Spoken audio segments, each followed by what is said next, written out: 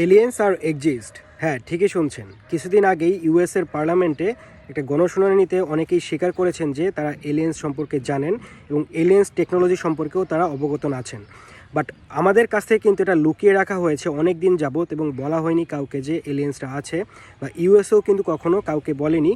Plus এই সংবাদটা প্রচার হওয়ার পরেও বাংলাদেশের সাংবাদিকরাও কিন্তু এটা নিয়ে কোনো আলোচনা করেনি এখন পর্যন্ত, বা কোনো ব্লগারকেও আমি কোনো কথা বলতে শুনিনি এখন পর্যন্ত। আমাদের সবার মনে এলিয়েন্স নিয়ে একটা কৌতূহল আছে এবং আমরা সবাই জানি যে এলিয়েন্স হচ্ছে বাইরের দুনিয়ার কোনো প্রাণী যারা যারা পৃথিবীতে এসে কিন্তু হামলা করতে পারে, এমন কিন্তু আমরা জানি, বা পৃথিবীতে আসতে পারে।